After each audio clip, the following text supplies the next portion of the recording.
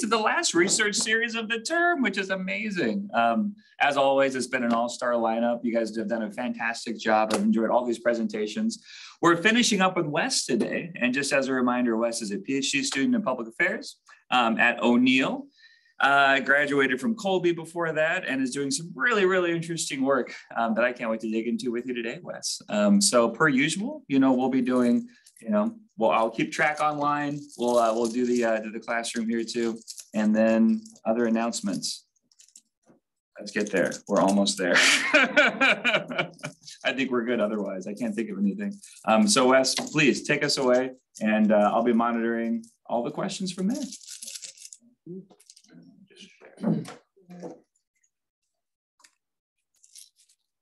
Sign on too before I forget.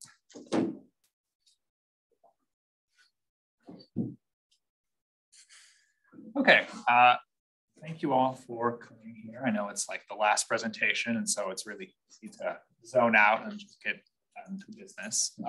So my presentation today is presenting kind of my working draft of a new framework. Specifically, I'm looking to kind of take the lessons of IID and SES and apply them to peer networks, specifically. Really sorry, Wes. Just wanted to add drama. Specifically, and extend that to farmer networks. And so specifically kind of like the sub-focus of this presentation is how do we take IID and SES and really apply it to a peer network context? Because as I'll kind of go through, I don't think it's explicitly built for that. It doesn't apply well. So that's kind of what my arguments are going to be focusing on. The broader framework as a whole is about trying to combine kind of the existing farmer network literature, combine that with IID and SES, and then also bring in network and cognitive theories of decision-making. Okay, so as a quick overview, first I'm going to go over some definitions and motivations for why this research matters. Then I'm going to talk specifically about IID SES and how well it fits. Then I'll do an overview of the framework as I currently have it and talk about next steps going forward. So my definition of farmer network, which is a little ad hoc at the moment, but it's a collection of farmers, any organizations and institutions serving those farmers and the connections between them within a given context and with respect to one or more specific resources or types of interactions. So the important things I've bolded here, what matters is that we're talking about farmers. This is inclusive of organizations and institutions, so long as it's relevant to those farmers. And we're talking about connections specifically. And the bounding here is a given context and specific kinds of resources. This bound is really important when talking about networks because when you think about social networks, it's very easy to make a network that encompasses the whole world. This is kind of a small world problem where people only have like so many degrees of separation before you know some famous person. And so you need to have some sort of context to make sure that what you're looking at is analytical. You're not trying to analyze the whole world, but rather some delineated subset of the world. So here's a few network terms which are also important because I'll be bringing them up. Nodes, which those are the points in a given network. Here I'm talking about farmers, organizations, and institutions. There are edges, those are the connections between the nodes. This is specifically a given type of interaction, which is going to vary by the network. And specifically also it is a resource exchange at times. And then goods kind of span the whole network. They're the resources that are being traded. Okay, so as a quick example to help explain this definition, here is just a farmer network from some of my research, which is currently unpublished. This is a farmer seed exchange network. It meets the definition of a network I've put forward. There are farmer nodes in there. There are organizations. They're not labeled here, but there are farmer groups that kind of span a series of nodes. There are institutions in here. Those are extension agents who interface with farmers. And the edges here are specifically seed exchange. The context is Hombolo in Tanzania. That is where this network was conducted. And the resource exchange is being seeds. This is just an example. I could probably have displayed a little bit better, so don't get too caught up on it. We'll be going over these things in more detail. And so kind of just in general, why should we care about farmer networks? We should care about farmers. I think I don't need to explain that so much. Food is important. Agricultural production is incredibly important to our society. It's also worth noting that every farmer is networked in some way. If we try to study farmers individually without respect to the networks they're a part of, we're going to miss a lot of information. Like, farmers have to get inputs, and so they get their inputs for somewhere. Farmers are part of social networks, which are going to change and modify how they're making decisions and what the outcomes are. And so my argument is we need to pay attention to these things, or at least have a framework to incorporate them when we are ready to talk about them. Also important is that in a lot of contexts, these farmer networks can enable sustainability. They can provide access to contextual resources, especially in lower income countries where there's not as much formalization of the agriculture sector. They can give farmers access to inputs such as seeds, also valuable information and knowledge that they need for their agricultural productions. And it's also important to note that they can kind of preserve and maintain a common access to these kinds of resources within the network. So the network itself can function as kind of a pool of resources that farmers can access.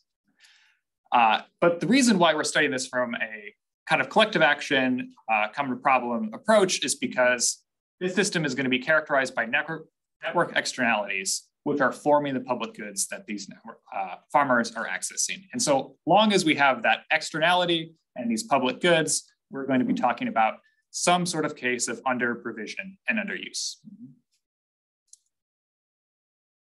Okay, so just to kind of overlay some farmer network goods, which I'm going to be talking about. This is not all inclusive, but these are the ones that I chose to focus on for now. There's seed units. So that's like an individual seed that farmers will trade to each other. This is inherently a private good because if I have a seed and I plant that seed, you can't plant the same seed. That's pretty self-explanatory, I think. Seed varieties are a bit more complex. So a seed variety is like a given genetic bound. So like, for example, hothouse tomatoes is a variety of tomatoes. Me having and planting a hothouse tomato does not exclude you from access to that variety. And that variety might be specifically good for certain kinds of climates. It produces a certain kind of tomato, which might have certain kinds of uses. And so I categorize this as a public good. So long as that variety exists and is accessible, people have access to it and can use kind of that variety. It doesn't mean that an individual seed is non-private, but that the genetic pool that seed comes from does have a characteristic of a public good to some degree. It gets a little murky here when we talk about kind of more industrialized agricultural systems, because there are patents on seeds, specifically on GMOs, which really kind of transform seed varieties from kind of a public good to a more club good, or perhaps even a more private good, because you have explicitly induced this excludability and removed the ability of farmers to continuously save and harvest seeds. So when you have a GMO seed, you have to buy that directly from the dealer, and you can't really self-propagate that over and over again. You can't harvest those seeds because they've been designed so that future variety or future plantings of the same variety will be less effective unless you buy them from the dealer themselves. There are genetic constraints which really have kind of bounded this public good. So it's important to acknowledge. I'm not focusing on those for the most part at the moment, but I think it's kind of a key point here. The last good that I'm talking about is information/knowledge. I'm defining these.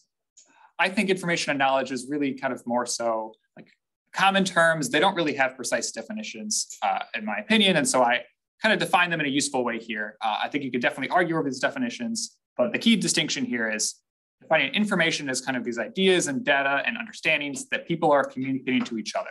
So when it's external to you, when you're talking to someone about it, you're giving someone information or you're receiving information, and knowledge is what's internal. So you can try to communicate your knowledge to someone through giving them information, but knowledge is like your own understanding of what's happening.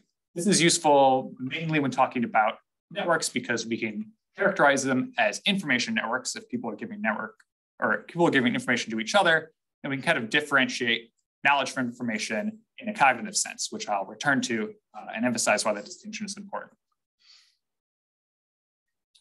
Okay, so kind of moving to the next section, talking specifically about IID and SES, and if it's really the best framework here. So I'm kind of focusing on two ways to evaluate this. One is to what degree are institutions the focus of analysis when talking about farmer networks, and where are the action situations, and are they the analytical unit in this context?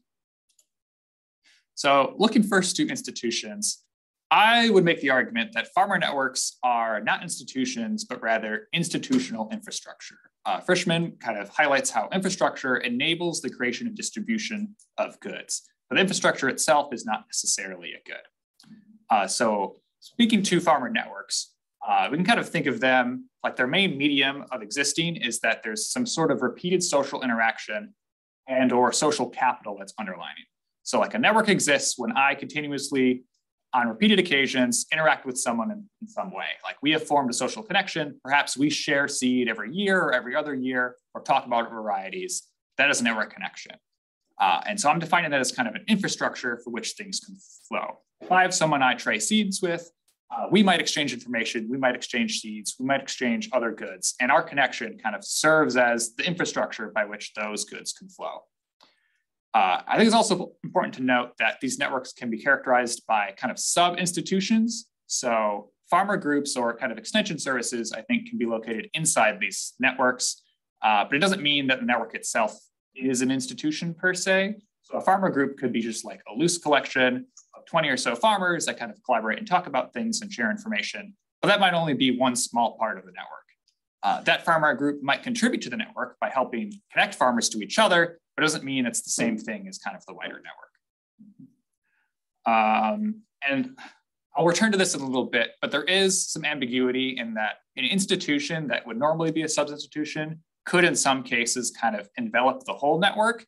And so it's important to note that I'm trying to distinguish between those two things, but there will be some cases in which the institution is a network just by matter of fact of the context.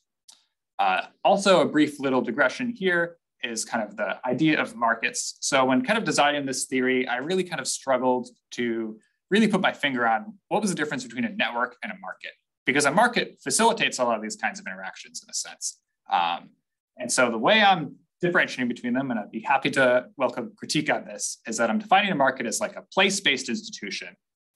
That place could be digital in a more industrialized context, and they're a subunit of a network, kind of like institutions. Specifically, we might expect markets to have specific kinds of rules and norms which aren't going to be present in the wider network. Like we would expect the norms of a market to be a lot more centered around commerce than, say, perhaps a wider information network. Okay, so there's not a lot of work that actually tries to explicitly lay out farmer networks in an IAD SES context. So this Mays et al. Piece is, they have like a number of pieces on kind of the same context, which thinks about a seed group, which is essentially a seed network, and frames it in this IAD SES context. And I think this paper works mainly because they are talking about a context in which their institution kind of defines the whole scope of the network they're focusing on. And so I think that's an example of where IAD and SES work, because you can kind of analyze that institution and that gets at the drivers of the actual exchanges going on. But to the extent to that network goes beyond the institution they study, the IAD SES framework, as written at least, is going to start to lose explanatory power. Like when you don't have that bounds of the institution, I think it becomes a lot harder to try to understand and predict what connections outside of the institution are doing. The important point here is like, when we actually look at the full scope of farmer networks we might want to study, we should not expect this to always be the case. We shouldn't expect there to always be some institution which encompasses the whole farmer network. And so we need kind of a broader approach to trying to study these contexts. Okay, so talking about action situations, this is another thing which I think is kind of rough, so I would welcome critique on it at the end. But I'm thinking about an action situation, I kind of see a couple of defining components of the action situation. One is that there's multiple actors, and then that there's interactions between them, and that they're interacting over some decision problem which poses some sort of direct or intentional impact on a collective action issue. And these maybe or maybe don't really apply to the typical kinds of interactions we'd see in a farmer network. So we think about a farm operation, someone is making a decision on their farm to go and do something. It's not necessarily multiple actors, and so it's not necessarily featuring interactions between actors. Like a farmer could make their own decision, or a household can make their own decision. And that might have impacts on broader collective action issues, right? Like if a farm decides they're not gonna plant a certain variety this year, and they're the only farm that has that variety could go extinct. And that poses a big collective action issue if other farmers want to access that variety. However, unclear that that's really an action situation necessarily. Now looking at a dyad scale, a dyad is a connection between two farmers. So in thinking about two farmers that are trading seed or information, Yes, there's going to be multiple actors. Yes, there'll be interactions between them. But again, it's not clear if they're really kind of intentionally focusing on these collective action issues. So like when two farmers trade seeds, they increase the availability of seeds in the network. But that's not really their goal when they're trading their seeds, right? This is just some mutually beneficial, consensual exchange of seeds between those two farmers. And so it seems a bit of a stretch to define that as an action situation in this context. And I think something that kind of helps this as well is I don't think necessarily accessing a public good is really, by definition, an action situation, in part because public goods, like part of the definition is that they are non-rival. So if you're accessing a public good, it doesn't mean you're necessarily changing the nature of that public good. And so that's kind of my thinking for why I don't think that's necessarily an action situation. And so if a farmer is accessing information in a network, that it will kind of change the flow of information in that network, but it's not clear that's an action situation to me. Again, I'm really happy to discuss this more afterwards if people are interested. And just briefly, a good example of something that might be an action situation is an event held by an extension agent. So if an extension agent has a bunch of farmers over and has like a farmer field day, they show varieties, they show practices, and they might have some sort of agenda. So they might say like, we are having this farmer field day to teach farmers about how they can adapt to climate change. This actually seems like an action situation to me because there's some sort of collective issue that they're addressing. And it's like this explicit attempt to change things and influence the collective action problem. In that case, it would have been climate change. So that's kind of the lines as I see them. And so with those in mind, it's next worth talking about how does networks play into this? And so I think I can't ignore Michael McGinnis's piece on adjacent action situations. I think it's an important work that essentially, makes the argument that when talking about IID SES, we can't focus on a single action situation. We have to focus on multiple, which really kind of exist in a network with each other. However, this doesn't really help us here because it only applies if action situations are really like our key unit of focus here, which I don't think they are, as I previously explained. It also kind of explicitly excludes social networks. Like it is not attempting to map the social interactions between people outside of that action situation. And also, while I think this piece is really important, it doesn't really provide kind of like this analytical framework for pure networks specifically. It talks about networks and network theory, but it doesn't actually elucidate like network analysis really. So I think there's really kind of a gap here. And by bringing in network theory, we can really reveal new problems in these contexts of collective action problems, as well as new potential solutions. And so finally, before I go into the framework, I just want to quickly mention Seed Commons, which was kind of recently developed. This is mainly just a conceptualization piece in which they try to conceptualize the seed commons, kind of analogous to the knowledge commons, and they provide these 4 diagnostic criteria. I think this is important and it's an interesting read. However, again, it's still missing kind of an analytical component, which I think is crucial to analyzing these situations. Okay, so we're dragging on a bit, so I'll try to go through the important parts of this framework as I see it. So there's 4 scales here. There's the farm scale, the cognitive scale, the dyad scale, which is 2 farmers interacting, and the broader network scale. So this is the CERN framework, kind of just a conceptual model of like different kinds of theories going into it. I don't need to dwell on this. And so the basic framing is based on my review of the existing literature, there seems to be 3 kind of core overlapping networks. There's seed exchange networks, informational networks, and relational networks. I will be totally transparent. This is based more on review of literature in kind of lower income countries. And so I don't claim this to be universal. I'm trying to build it up, but that's where I'm coming from here. Seed networks primarily relate to exchanging seed, information to info, intuitively. And for relational networks, here I'm talking about like friendship, familial relations, kind of social relations that aren't captured in these other networks. I'm loosely referring to social signaling as kind of the interaction between those two. That's up for debate. That's kind of just a useful term. And then focusing on these 4 scales. So going to the farm scale, I'm not gonna spend a lot of time with this. Hopefully if people saw it in the paper, they got a chance to look it over. But essentially what's happening here is there's some kind of production cycle. Then there's the brain in the bottom left. That's where people are making decisions and highlights potential influences on those decisions. And then there's kind of a bunch of feedback loops between them. And then farmers can kind of go outside of the farm operation to exchange information, seeds, and have these social influences, which also kind of feed into that brain. So for sake of time, I won't stop here, but I can put it up at the end if people want to look more at it. So thinking briefly to behavioral theory, essentially I'm taking a bounded rationality approach here, but I'm expanding it a little bit. So ideas like satisficing and limited information are pretty classic bounded rationality. People aren't perfectly rational actors who are always going to make the best choice.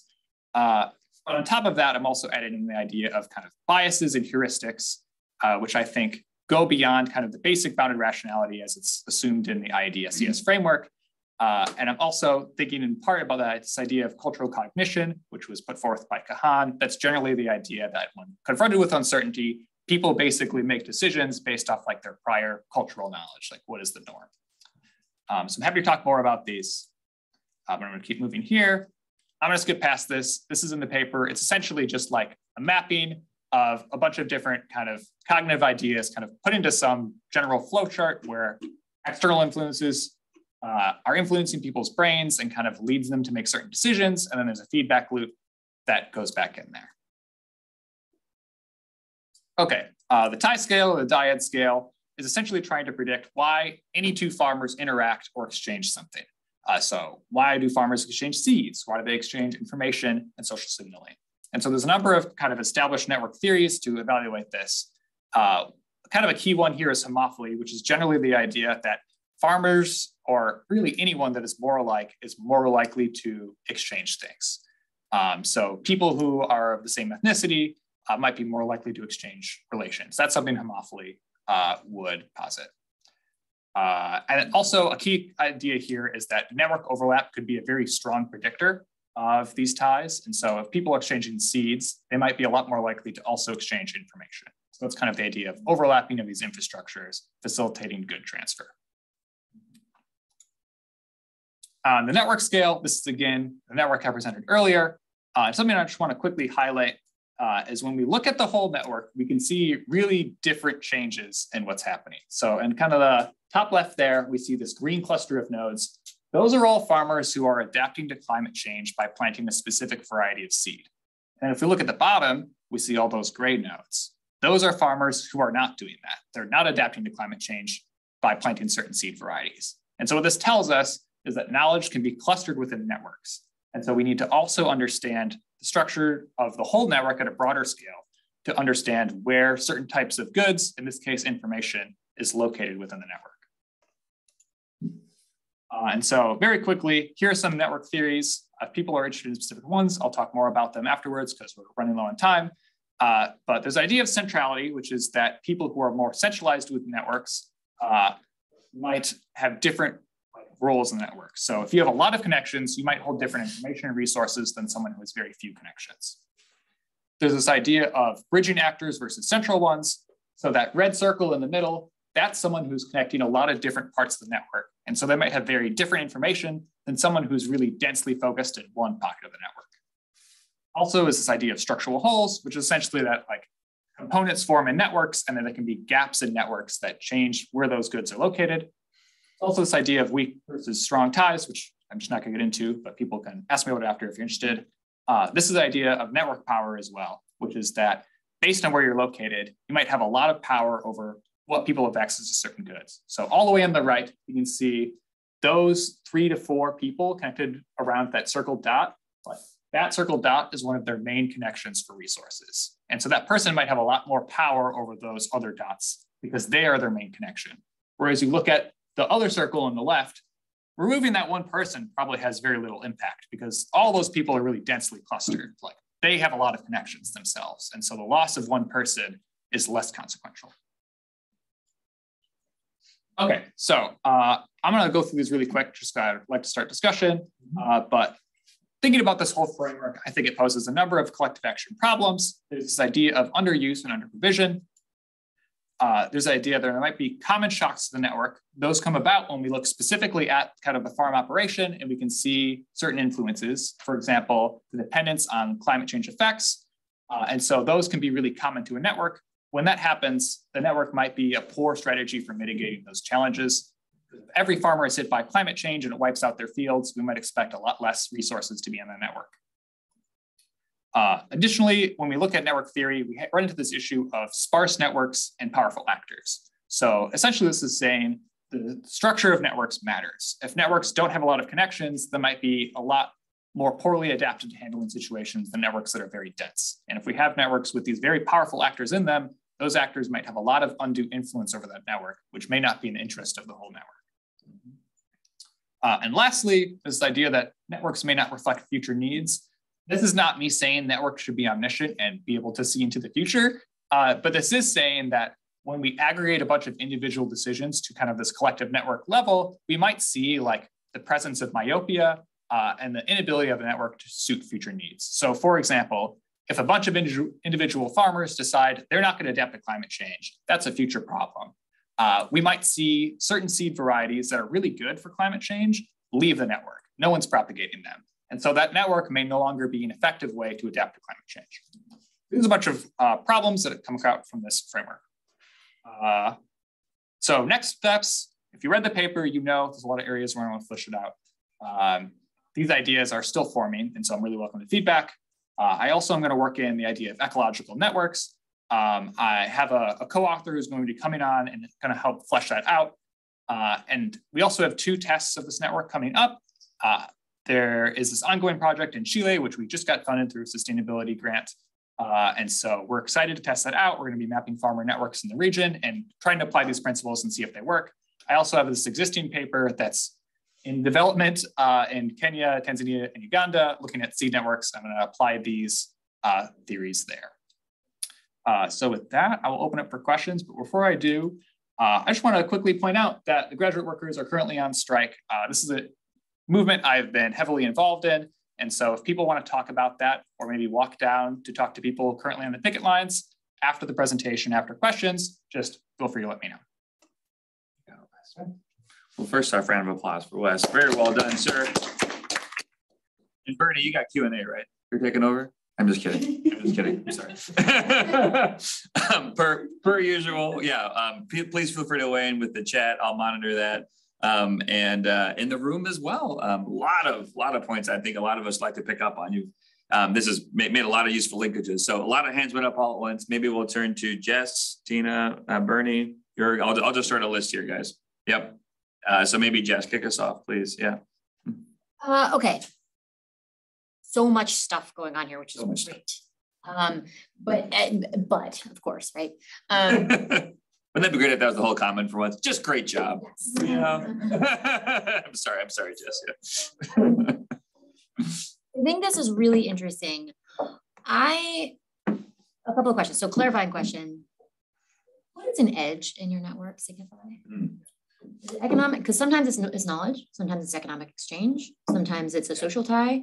And I know that you are trying to be flexible with the way that you are overlaying what it means to be a network.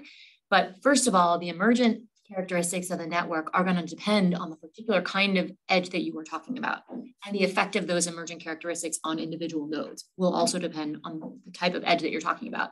And so the question is, and I know you're really working on a framework, and so maybe the specific outcomes you're interested in are not quite fleshed out.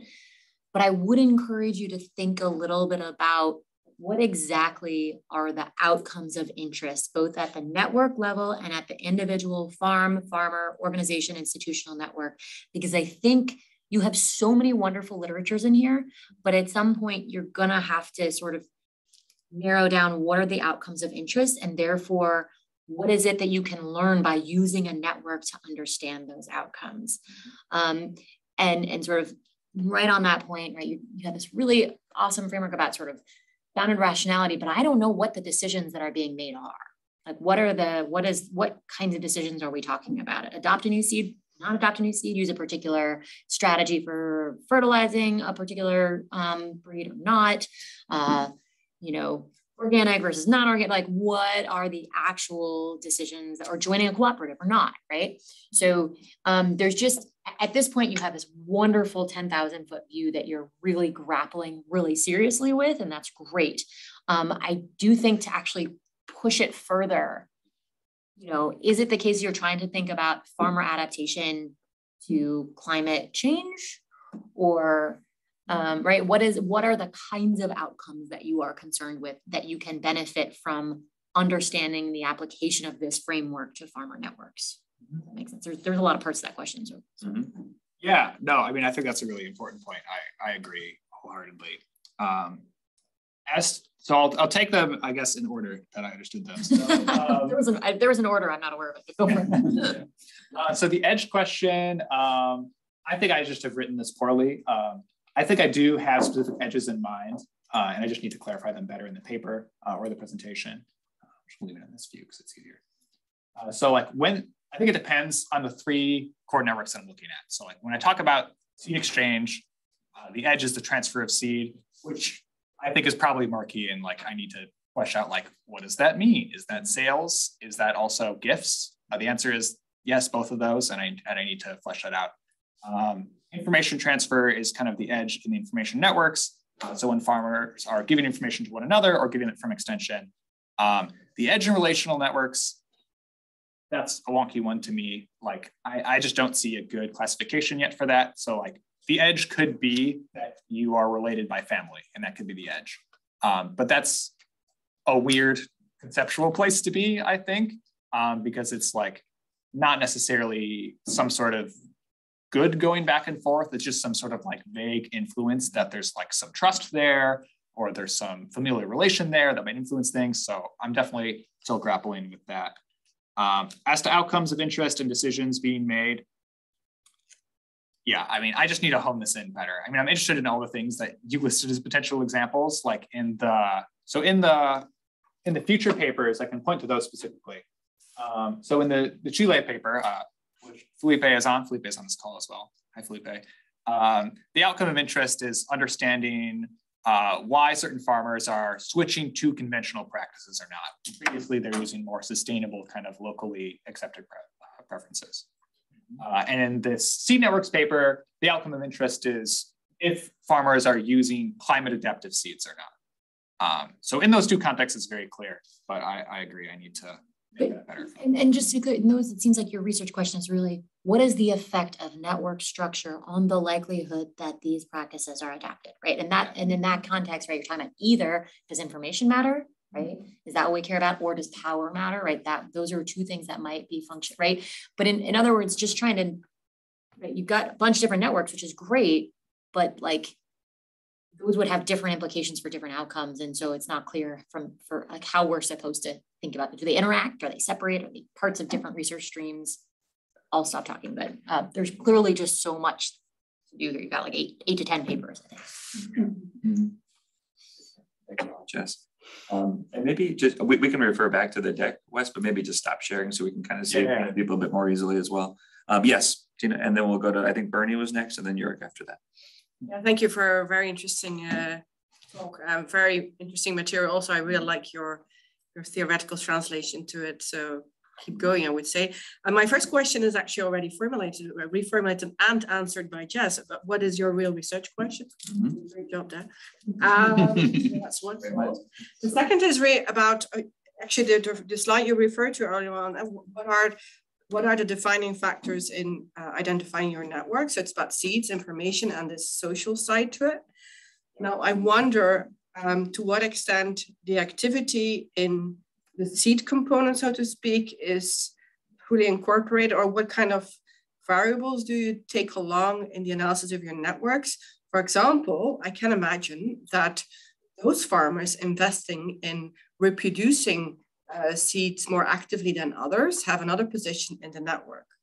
I can also imagine that if they come up with the idea, which is not novel, there's wonderful publications about that, to set up a sort of collective seed bank, that the situation completely changes, and that then they do have a real common good among them instead of exchanging singular private goods. So how do you incorporate these qualitative aspects? And they're also very dynamic. So I think if you would follow this over time, you might also see some changes there. Yeah, that's a good question. I totally agree. Speaking to seed banks, they have not made it into the paper yet or the presentation. I really want to highlight those as an example of collective action solutions in this context, because like they're a way to preserve a lot of these resources, but without binding them to the more flexible kind of network structure. And so it becomes like a repository to like reinsert those goods back into the network as needed. So I definitely want to incorporate that. Do they already exist in this context, or is it something they want to move towards too, or? I think it depends on the context whether or not they exist. So like, depending on what specific area we're applying this framework to, the seed banks may or may not exist. So like this is not well, I don't think this is well developed for like looking at US agriculture yet, at least like commercial industrialized agriculture. But if we applied it there, we'd be like, all right, there's no seed banks. Like people have these seed dealers and that's where they go. To your other question, yes, I think it is important to think about kind of like the role of breeders specifically. And I don't focus too much on this, but there's a figure in the paper that looks at like different kinds of potential network structures. And one of them is the much more hierarchical structure where we see like the breeders and distributors at the top, and they kind of just linearly go to all of these farmers who access them. So like that's what it might look like in the US, where it's a really centralized kind of seed system. It's not really decentralized and spread across the landscape. Just speaking more broadly to other factors which are being considered. So I didn't talk about that so much here, but in my seed network paper that I'm using to test this, gender is really important in that context. And so like we really look at like, what's the influence of gender in individual connections? Like, do women or men hold different position in networks? And does that change who they are interacting with? And I have results for that I don't remember at the moment, but definitely we're considering factors like that. I don't know if that fully answers your question or not. Yeah, I have like 5 follow-up questions, but I'm not sure if I can actually ask. We can absolutely loop back for sure. Later, maybe. Absolutely right. And hopefully we can hang out a bit after if you're able to, us too. So yeah, Bernie, I think, and then you're. Just a comment on the term extension, and my background is extension. Mm-hmm. So in the United States, if you're talking about extension, you probably use a capital E for, the university-based extension. In other parts of the world, I don't know that fits quite so well. And the people I know in extension today will say it's just as likely to not be extension, but to be company oriented, the seed company, the fertilizer company, and they're organizing the network rather than extension. And so then you might use the little e, and even in the United States, because there's a very different breed of cat. And many of the extension agents, I know in Indiana now, they never have a field day or any kind of gathering without basically using the seed company or the fertilizer company as the lead, because that's who people deal with. And usually it's dominated by 1 or 2 companies. It's rare that there's like 5 different companies you invite. Mm-hmm. So, but I don't know how that model fits in Uganda, Tanzania. So, you may have 2 different structures of how you talk about that. Yeah. And that becomes a little confusing in the same paper. Mm-hmm. If you're writing one paper about US and one paper about Africa, it might work. But if you're combining it all to one, it might get really cloudy. So just that's kind of more of a heads up than anything. Yeah. Yeah, I appreciate that. I agree with what you're saying. And there's I can't think of her name right. There's a researcher at Purdue in forestry and natural resources, who I'll think of her name, who could give you a lot of background on that, because she's worked with farmer networks and found that the seed companies are the dominant player, not the extension people. I'll give you your name afterward if I think of it. I can't think of it right now. Thanks a lot, Bernie. Yeah, here, please. So I have 2 definitional comments or questions.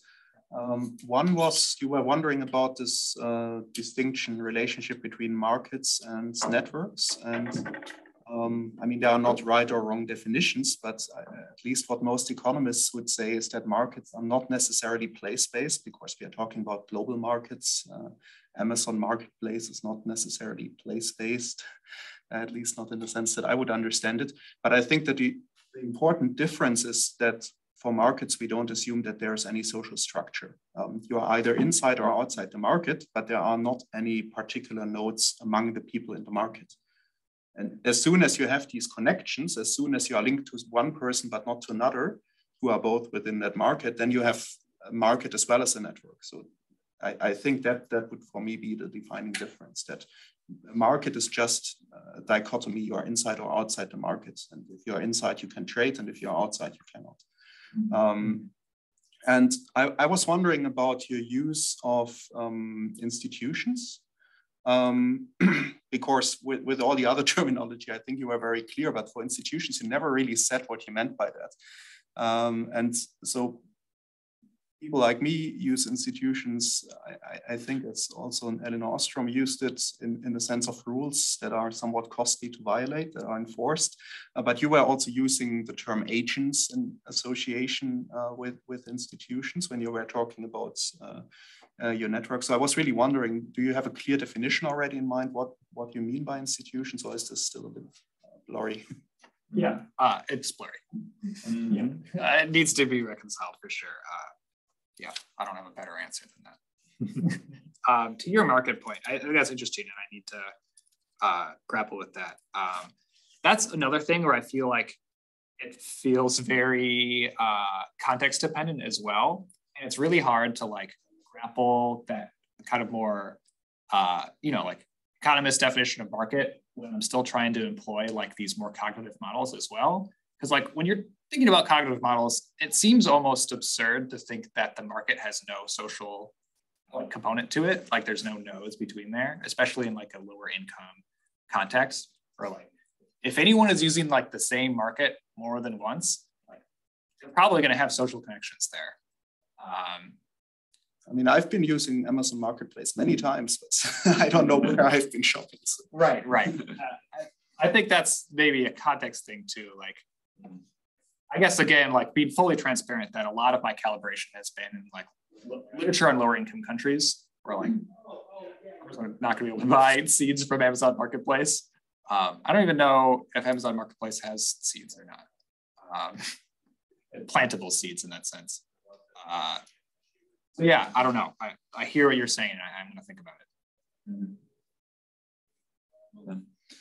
it. There were just two online really quick, and then we'll circle back to Renzo and to Jess. And that was, I think, Jamie, you were first, and then Brian. And Joe also had a comment that we can, if you want to respond to.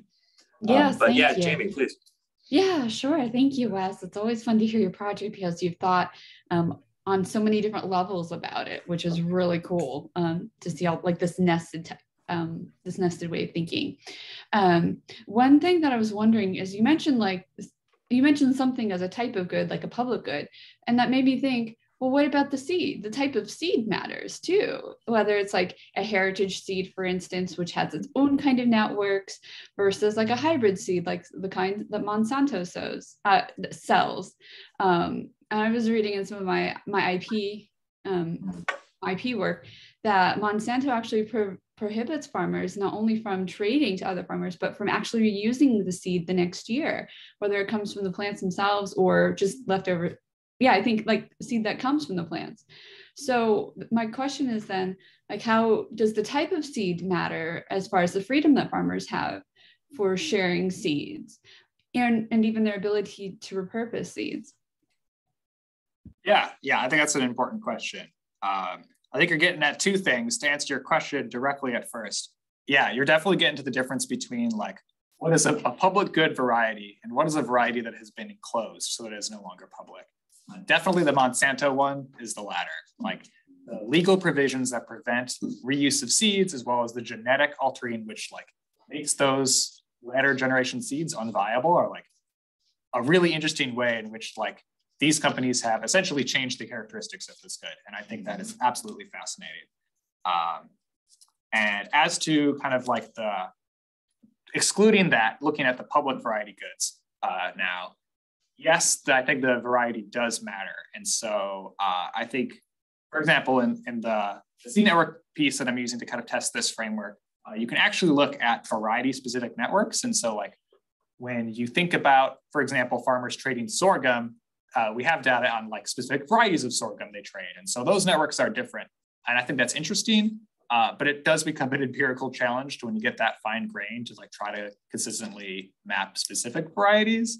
So I think you're right in that they're important, but it is certainly a challenging thing to isolate. Mm-hmm. This is a really nerdy aside, Wes, but I was listening to a podcast from The Economist yesterday, and they were talking about CRISPR seeds versus GMO seeds. And apparently the IP regimes around both of those are already diverging. So as CRISPR gets rolled out more widely, including in developing countries, that might be an interesting side project down the road to see how that's actually being sorted out. Thanks a lot, Jamie. So Brian next, and then we'll turn to Joe's comment, then Renzo and Jess. Okay, and actually my comment can follow on, especially because I agree about the earlier ones about clarifying a research question and working through a specific example will help readers a lot, even if it's just a dissertation chapter, let alone a publication.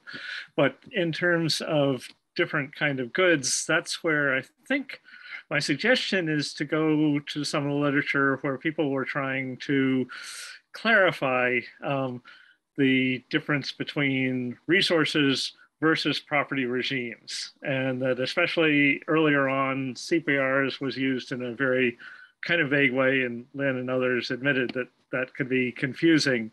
And to get down to nuts and bolts, that basically a specific good, either your seed or some water or whatever, can come under a whole variety of property rights regimes. And so to back one of those seeds, even if it's not hybrid, that a farmer potentially could use the next year or share with a friend, there may just be property rights rules, legal rules that prevent it. And similarly, for Scott was mentioning CRISPR and genetically modified things, you can have like golden rice and other products from the CG international system, which are explicitly based on a decision, let's keep this accessible, basically like open source. So those are choices about what kind of property institutions that use that are not necessarily inherent in the, the resource, the seed itself. So those are, kind of some comments. Thank you. But interesting stuff and good to see the kind of conceptual framework development. Yeah, thank you for that. I don't even know how much I have to say in response other than I totally agree. And I think this is a aside and not even necessary to say, but just I think it's funny. It's just like, even in the case that I think these, like stuff like golden rice that is developed with kind of a more like philanthropic thing in mind, like something that almost seems inherent at this point is that like the structure by which is motivating it. So for example, if you're like some company that's going to CRISPR out a seed that you want to sell and you have a patent on that seed, so long as that's your motivation, like you don't actually want to make a seed that can be like continuously reused. I mean, unless we're talking about like some NGO, some government sponsored thing has done this, great. I don't know that we have many success stories of that. So I just think that's like a fun thing to contemplate. That's less depressing. Okay, if I can Brian, push back a little bit on that.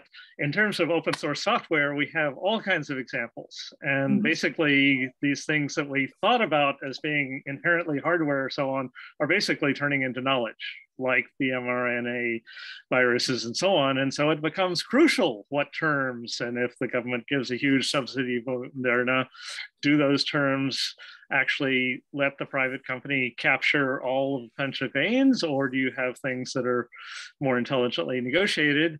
And to point back to a little bit of history on the other side, in early days of GMO stuff, activists pushed back very hard and strongly attacked what was called terminator genes, which would have been a way of doing something that would function just like hybridization, something that ensured farmers could not spread the seed.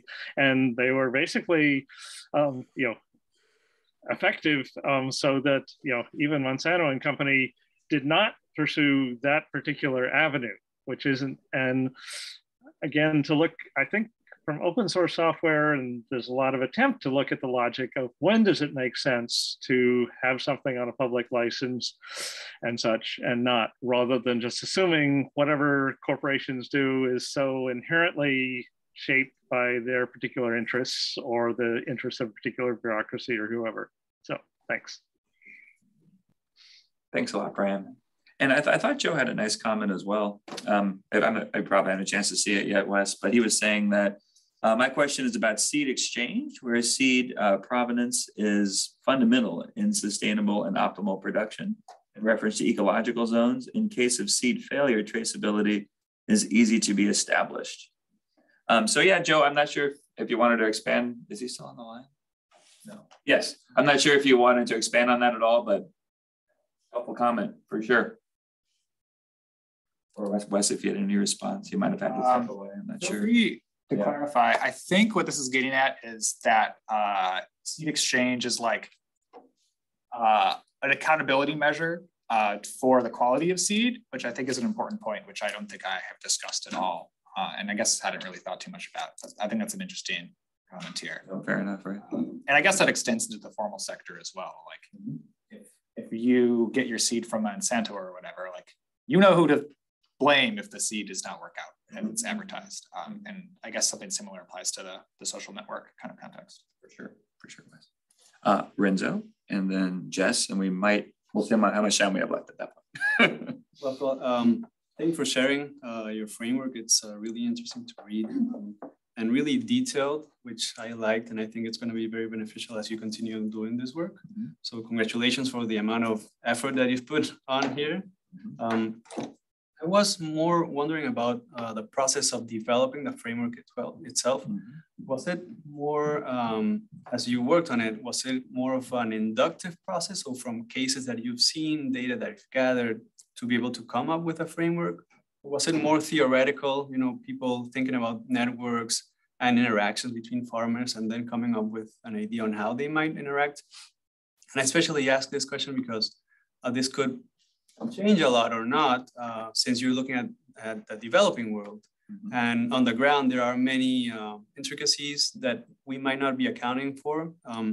And my other question related to that was whether you've looked into the unequal availability of assets at the farmer level, because that might come into play into the extent to which farmers get into networks, what kinds of networks.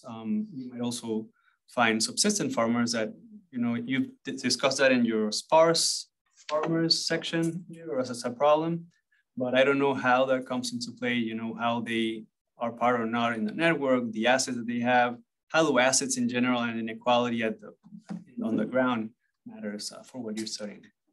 Yeah, thank you. So speaking to the creation of the framework, I mean, it's definitely both. So there's not really a ton of seed network literature. I mean, the seed network literature was like what I understood before I started writing this. And I started and obviously IID, SES stuff. And then started branching out as I kind of started to think through this problem. And so for example, my focus on the 3 specific networks, I feel pretty comfortable with at first, because I read all the literature and I was like, okay, they keep saying the same thing, that there's overlap in these networks. And so there are parts of it which are really heavily based in examples. Obviously, I am a PhD student, so unfortunately, I have not been on the ground in a lot of places to develop kind of a bunch of tests which have then informed the theory. I'm hoping that kind of thing can happen in the future. So I think not exactly what you're asking, but it is a good reason to point it out. So when thinking about kind of the cognition theory and those aspects, it's important to point out that a lot of that stuff I think is really interesting and worth exploring. A lot of it not super well tested in a farmer context. So that's definitely more theoretical, we'll apply this and see if any of this is useful. And if not, then I guess we'll throw it out. But I think a common critique of those kinds of theories is this is stuff that they help develop in some sort of cognitive lab.